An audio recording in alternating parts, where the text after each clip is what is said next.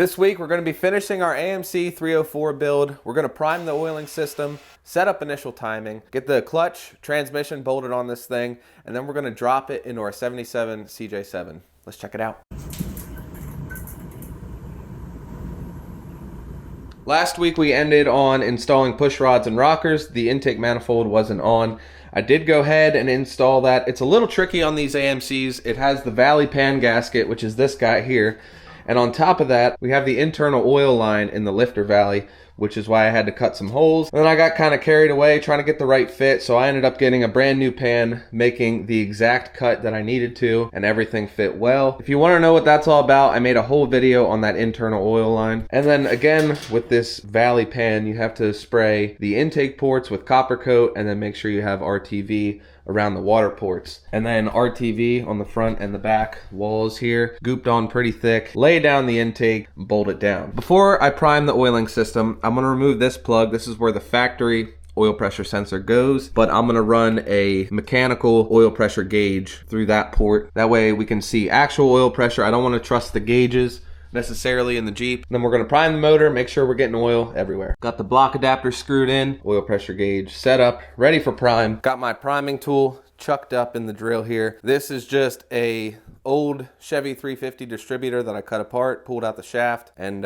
took the gear off of. This will engage the oil pump drive on the AMC here through the distributor hole. As long as it's not below 15, I'll be happy. Let's spin it up.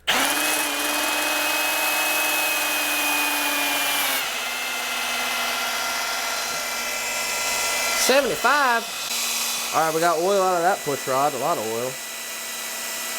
Oil coming out of this side. Woo! Now that we verified that we got oil up to all these rockers, I'm gonna go ahead and throw on valve covers and then continue to do a prime. It's just way too much oil is dumping out. Let's go ahead and do another prime, and this time I'm going to be focusing a little bit harder on trying to watch this distributor gear and see if we're getting oil out to it. Oh yeah, I see it already. Right on. All right, we're good to move on. Ready to throw in a distributor. First things first, we're going to set up our #1 cylinder.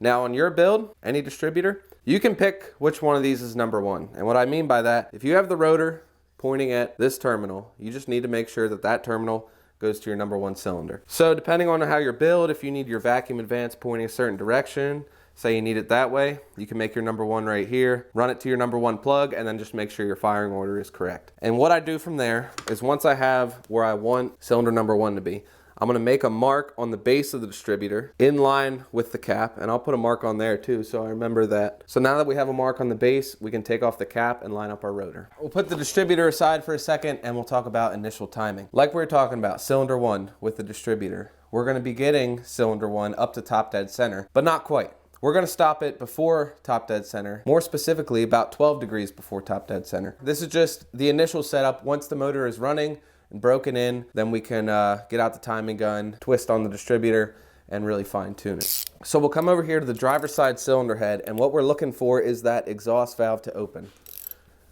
And there it actually is opening already. Now that exhaust valve will close up. Now the intake valve is probably opening, should be. And then we'll be coming up on compression. So we'll keep an eye out it. Here's our balancer mark right here so we know when we're getting close, and we can also tell by putting our finger over the spark plug hole and feeling for the pressure or listening for it to whistle. And right there I don't know if you can hear it, but it's coming up on top dead. Come over here to our balancing marks, which in the build video, we did verify that they are accurate. So on the timing tab here, top dead center right in the middle, advanced 10 degrees is at the bottom side. So we'll stop it right there on the balancer just before the top dead center mark gets to 10 degrees. So that should be about 12 degrees before top dead center on the compression stroke. Time to drop in the distributor. When this distributor goes in, we want the rotor, which is right here, pointed at our #1, which we marked on the cap and on the base. And we also wanted the vacuum advance to be somewhere in that neighborhood. And what I'll do from here is flip this around and have a look at how the oil pump drive needs to be oriented. Or a better way to do it, easier to visualize, is kind of imagine where you want it and then just take a peek. And this one looks like it needs to be parallel with the front of the block. And if you gander down in the hole, you can see your oil pump drive, which can be accessed with a flathead screwdriver. We're ready to drop it in. We got assembly grease on the gear. Just make sure when we drop this thing in that everything is going to line up. It's just going to take some playing around. Also, do not forget your distributor gasket on the base here. Oh, kind of like I did. See what I mean? That's how easy it happens. There it was. You see they're not lined up, but this rotor is going to be fixed now because it's connected to the oil pump drive. But what we can do is just spin the base a little bit. And if everything still looks good, we can run it. But it's not going to work because I can tell already that this coolant hose is going to be blocked.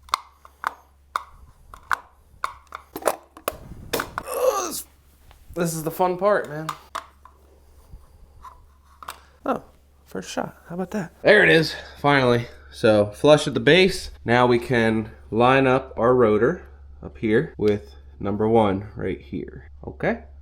And as you can see, still at 12 degrees before top dead center. We'll install our distributor retainer and then verify that we're lined up one more time before we snug it down for good. Throw the cap back on, then we'll run some plugs and wires. After review, plug wires need to go in after the headers are installed, so we'll circle back around to that later. For now, install the spark plugs and torque them down.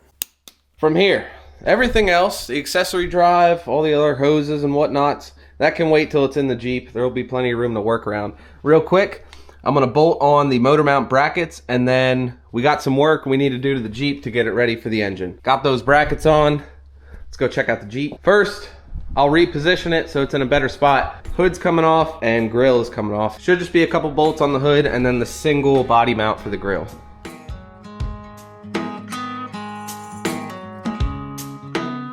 We got her in a good spot. Plenty of room to work. Real quick, I'm working on getting these old motor mounts off and then put some new ones on the engine. Let's go for a little ride.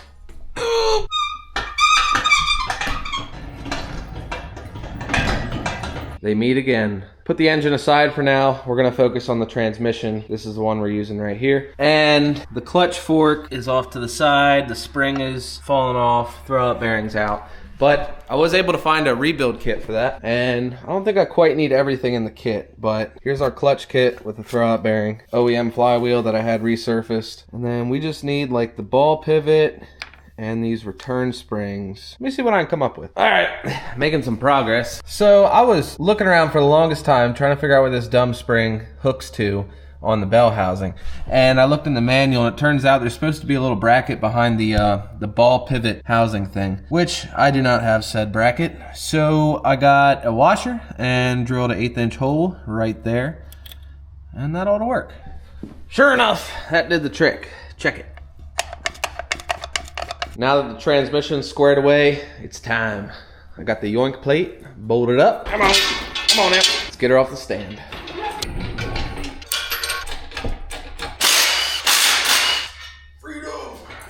All right.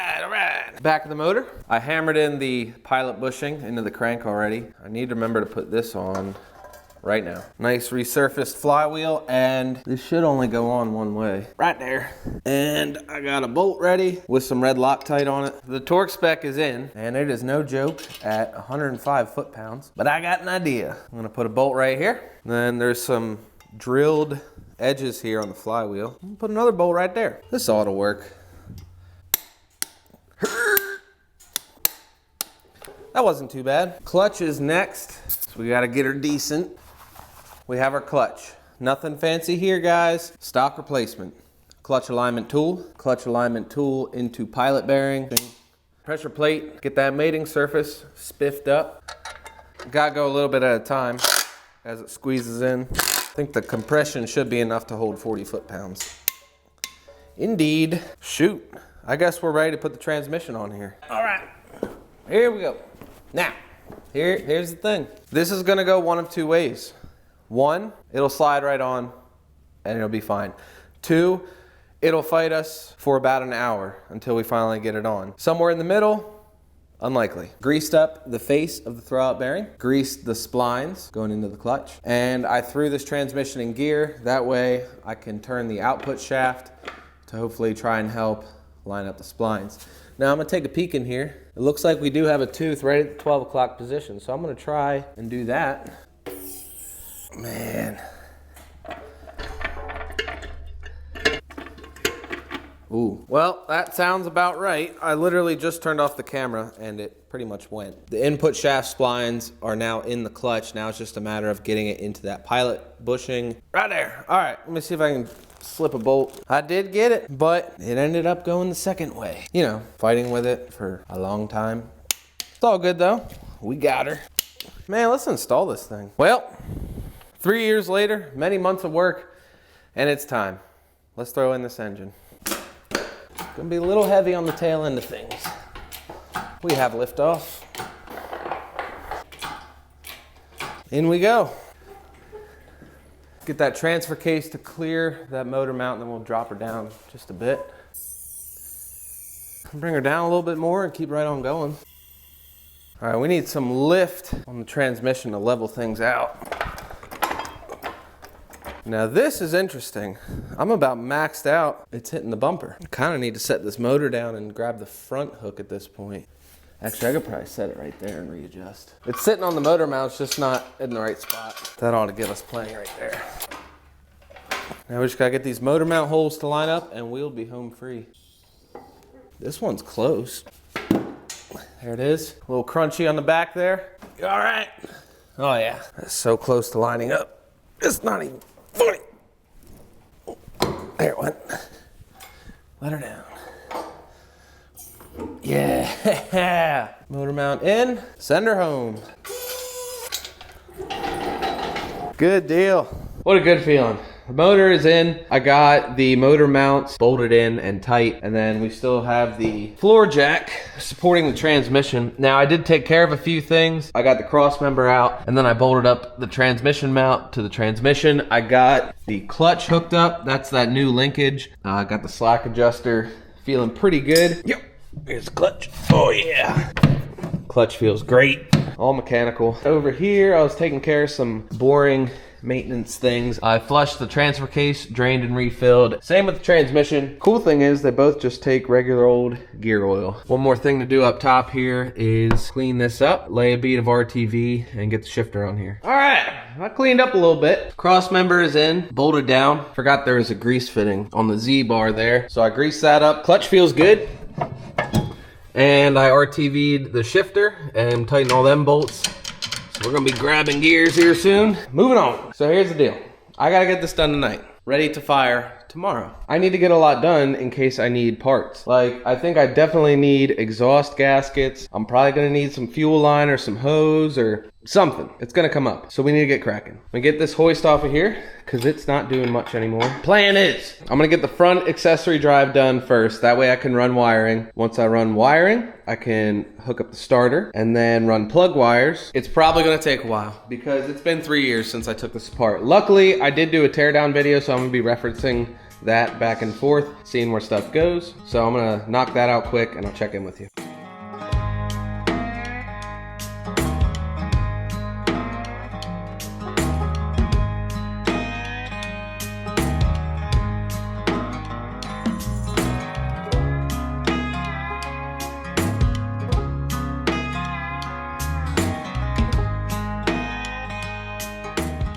Good morning. It is a new day. Last night I finished up getting that brand new Holley carb setup on there. All the linkage attached. And now we have a throttle pedal. So that's cool. I was gonna run plug wires, but I forgot we gotta put the headers on first. But before we put the headers on, because of this ARP hardware, which I knew about this ahead of time, we're gonna have to trim a little bit of the headers because they stick up pretty far. I mean, you could probably see right there how they're going to interfere. So I just need to trim these up a little bit at the bottoms, take away some of that excess, and then we should be all right. That wasn't too bad getting that header trimmed up. And I did already do the other side, so I kind of had an idea how much I needed to trim. The steering shaft was in the way of the header, so I unbolted it, zip tied it out of the way, and then the dipstick also needs to come out. And then for the middle gasket, I'll just get the first bolt started with that to hold it up. Got all that hardware started. I'm gonna reconnect the steering shaft, headers, both sides installed and tight. So we can finally circle back around to plug wires. So real quick, I'm gonna get a little dielectric grease on each terminal, come around and do the tip of each spark plug. If you'll recall, our number one is right here on the distributor. And I laid out all the spark plug wires on the ground, shortest to longest. That way it's easier to route these things. So we'll just start with number one with the shortest spark plug because it's the shortest distance. We'll pop it on number one, verify that I see my Sharpie mark from earlier, and then we'll go right to number one cylinder. From here, you're just gonna go in your firing order and run a wire to its corresponding cylinder. Tidied up these plug wires. Looks pretty good. A little messy, but I did the best I could. Not too bad. Now we need to finish up getting our accessory drive done, but to do that, we need to go swipe some parts off of the C10, which I knew this day was coming because I stole this fan off of the CJ when I did this build. We'll get that off, and I'm gonna swipe that battery while I'm under here.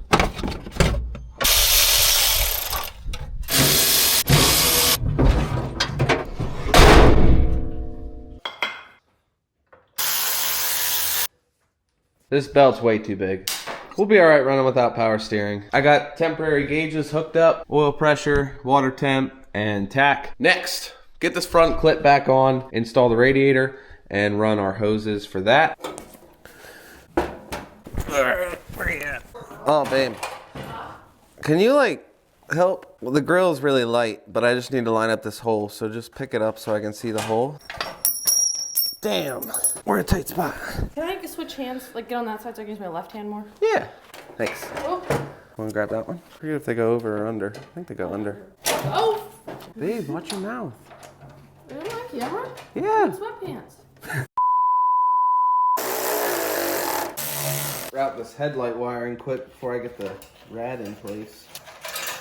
We're all set on wiring. Let's drop in this rad.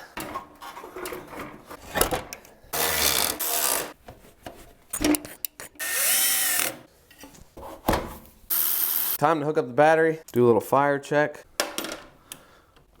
No smoke. That's good. Oh, the headlights are on. Well, those work. That's good. No marker lights. I do believe I swiped them bulbs for something else. Oh, that scared the crap out of me. Not gonna lie. Reset. Oh, stop. All right. Hey, the volt gauge works. That's cool. All right, we got power. Oh, man. The old CJ, just about ready to rock and roll. I gotta run out. I gotta get some stuff. I got a list going somewhere, but just off the top of my head, in addition to the vacuum line, we need exhaust gaskets to get the mufflers on, side pipes, fuel filter, a couple other things, just little stuff. And then we'll be ready to fire this thing up. But we got the 304 build wrapped up, installed in the Jeep. Transmission's ready to go. This thing's pretty much ready to drive after it's broken in. But I am gonna end the video right there. First start, break in, and the first drive in the CJ coming at you real soon. Take it easy. I'll see you in the next one. Have a leak, but we're gonna send it